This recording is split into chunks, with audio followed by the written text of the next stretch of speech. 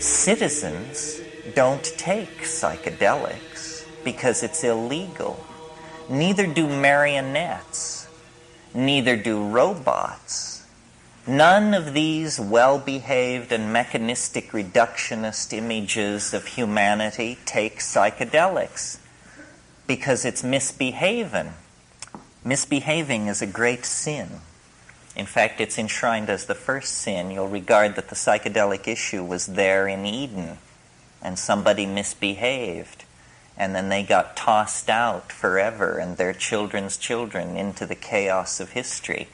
It's interesting to read in Genesis why this was. It was because they will become as we are, says Yahweh. They will become as we are if they eat of the fruit of the tree of knowledge. I suggest to you that this is precisely what we should seek to do. We empower our experience by insisting on our authenticity.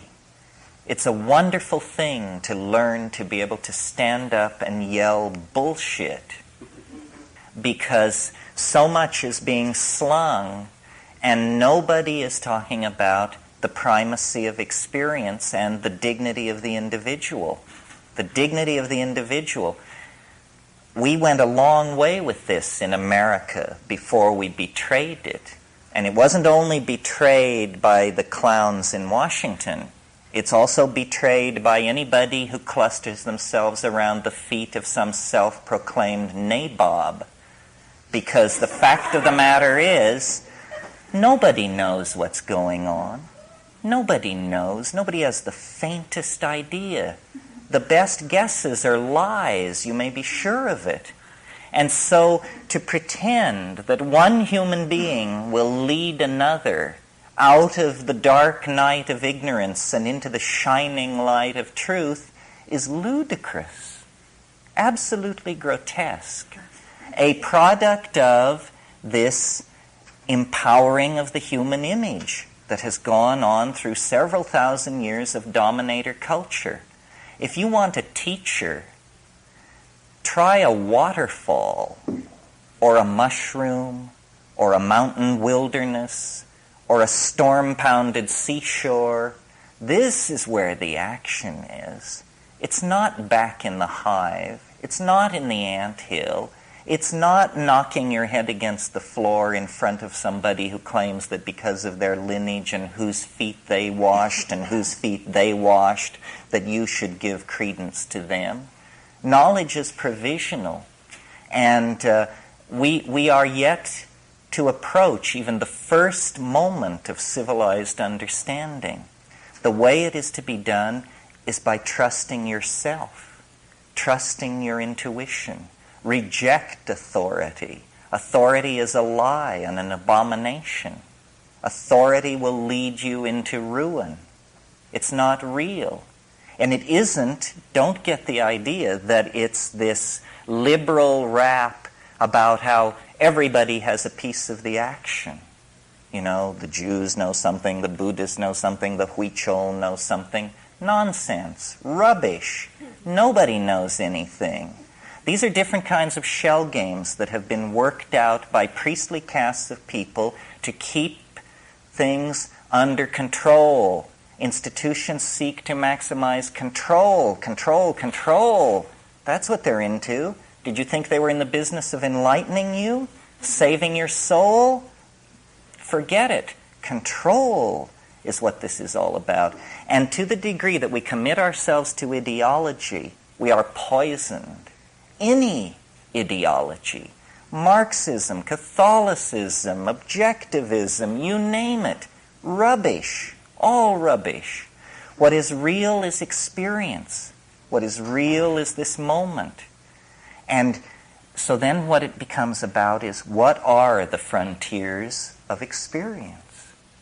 How much of that has been taken away from us by these dominators, by these priesthoods, by these cults, by these philosophical shell games? Well, a lot. That's the whole story of history. Our growing unease, our growing dis-ease, our malaise is all about the fact that we are kept from the wellspring of experience. We are sexually repressed. You may not feel it, but look back 100 years to a world where pianos wore pants. You know, maybe we've made a little progress on the sexual thing. Maybe not. Maybe more or less than we think. But we are repressed in all of these areas. And we are particularly repressed in the area that relates to the psychedelic experience. Because it is raid to the dominator insect invasion. They can't take it. They can't stand it because it empowers the individual. It dissolves the cheerful model of science. It's just exposed as, a nice story. It enriches the accessible universe tenfold, 100-fold, 1,000-fold. It makes the individual complete within his or her self. And this completion of the individual is extremely destructive to the plan of the dominators, which is that you will be a cog in a machine. You will participate in the life of an organization. Not your life, the life of an organization. You will go to some bullshit job. You will pour the best years of your life and your genius and your hopes into this. You will serve an institution. You will serve. Well, it's a bad idea for free people to go along with this. A much better idea would be to insist on the dignity of human beings. to recognize that the freeing of slaves, the giving of the vote to women, the ending of public whippings, that this program of political enlightenment must also then include hands-off on how people want to relate to changing their minds. We are not interested in being sexually regulated by the state, and we are not interested in being intellectually, spiritually, emotionally manipulated by the state. The state should stand down in this issue.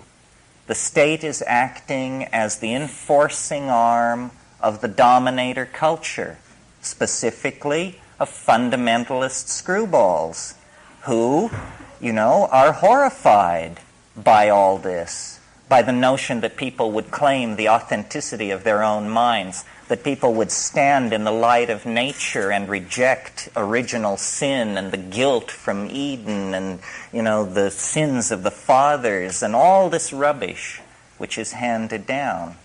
What the archaic revival is going to have to mean, if it has teeth, is a re-empowering of the individual and a consequent lowering of the profile of institutions, especially government.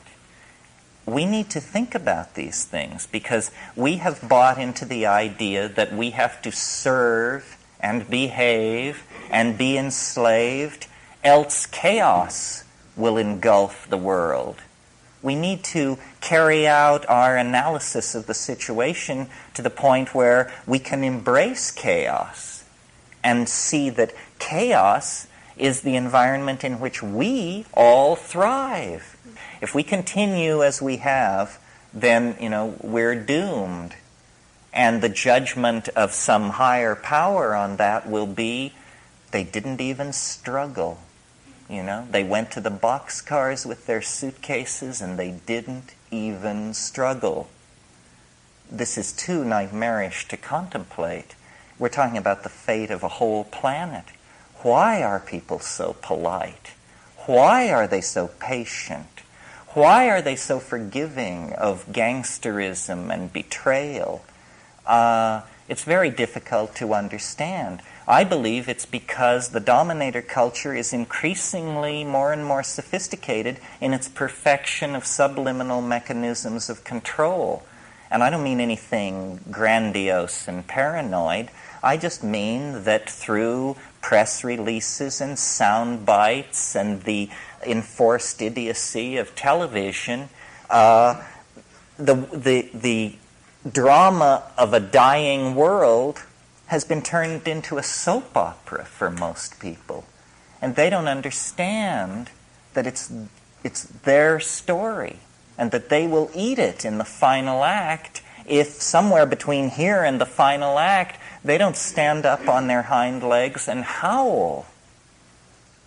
So this whole effort to bring the psychedelic experience back into prominence is an effort to empower individuals and to get them to see that we are bled of our authenticity by vampirish institutions that will never of their own accord leave us alone.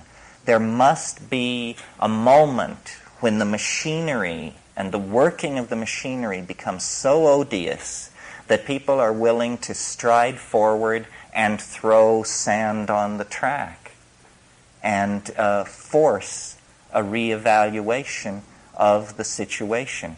And it's not done through organizing. It's not done through vanguard parties or cadres of intellectual elites. It's done through just walking away from all of that.